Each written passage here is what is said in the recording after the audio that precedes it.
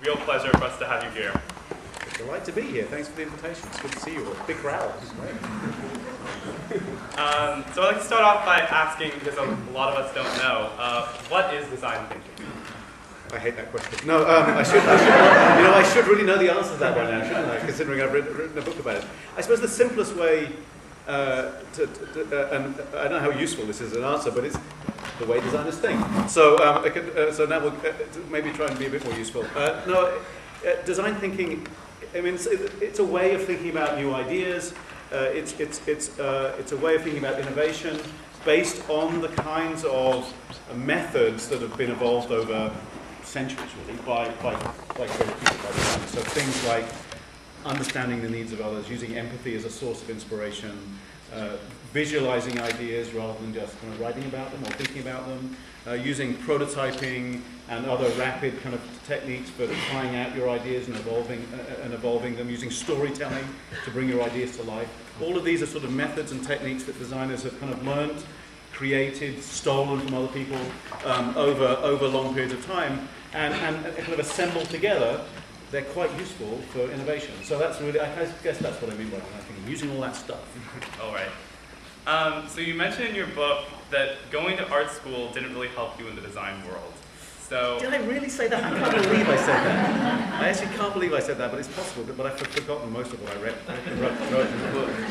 So after going to school to become a designer, what made you a design thinker?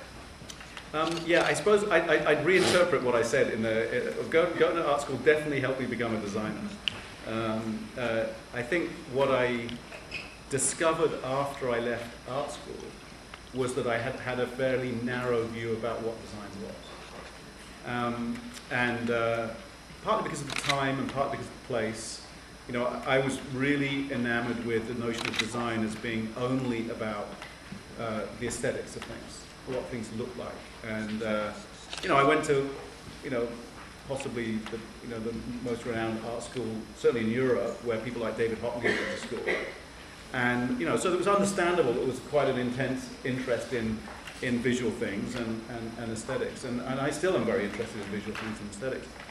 But what I didn't realize was that design plays this kind of different role than the pure fine arts do. And it's not, it plays this role between so many things. It plays this role between business and human beings, and between business and technology, and between how things work and what they look like. And I discovered a lot about what that really meant after I'd left art school. And came here, to be honest, moved to Silicon Valley, and realized that understanding people in a really deep way, using the kind of science of that, the sort of social sciences, was actually part of design. I had not realized that. Or that understanding technology to the point where you could actually kind of manipulate it and use it was something that I was only vaguely aware of at art school.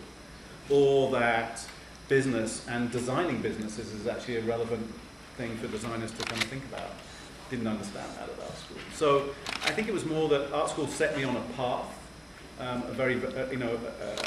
kind of got me going, and gave me a lot of these basic techniques that I was talking about before.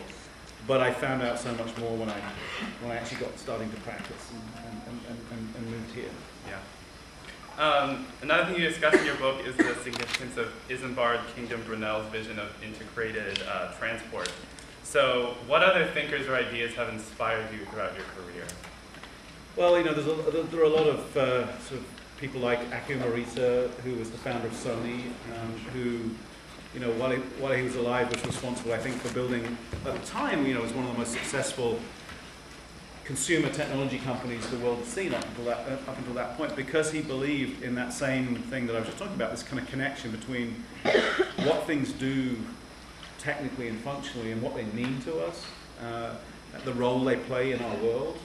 And he sort of understood that intuitively to such a degree that he developed things like the Walkman, which was obviously the predecessor for all of these things that we use today, or introduced color television, not the technology of color television, but the way in which we understood it as consumers, and you know, a lot of great technologies and a lot of great products. So he was somebody I've always admired. You know, of course, Steve Jobs. I will at least claim to be admiring Steve Jobs first time around, not just second time around. I thought most of you guys would know. He was pretty cool when he was doing the Apple II and the Lisa and then the first Mac. So I've always admired him.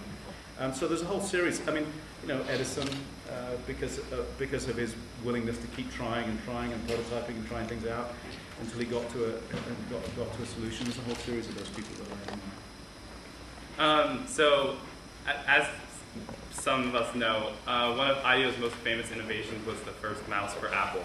So you mentioned that you really admire Steve Jobs. What do you think of the way Apple designs products today?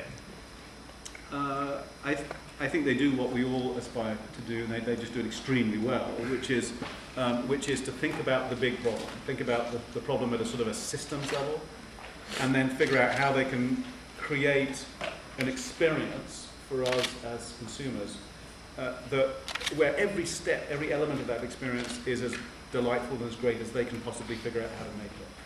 Now, they've chosen an approach to that which is highly curated, highly controlled, and Steve's built a business that's designed to do that, and that's very hard to do. Not very many companies have achieved that, but by setting the business up that way, he gives the opportunity for the designers, Jonathan and the rest of the team at Apple, to touch every aspect of the product, and that's the reason why when we use a computer or an iPad or a laptop, an iPad or an iPod, that everything about it feels great, that when we use the software, it relates to the hardware. When we go into the store, it seems to connect to the brand. Every aspect of this big system has been designed. And, that, as I say, I think is what we aspire to do, but don't often get the opportunity to do. Mm-hmm. So, as the CEO of Ideo, how do you promote a culture of innovation? I mean, the thing that I try and do inside our own culture is focus on a set of things that I think are really important. One is that the innovation is a team sport. That we may often remember the individuals, and we point at the Steve Jobs and the Edisons and the Akio Moritas and the Brunels, but even those people who are towering individuals and extremely smart rely on huge teams to enable them. For most of us kind of mere mortals, design and innovation is done collaboratively if it's going to be done to a high standard. And so, I try and encourage a culture. I don't have to try and encourage it. It's naturally part of our culture idea, which is that people work together very well in various ways. And we have this. There's this very simple concept in design which is called the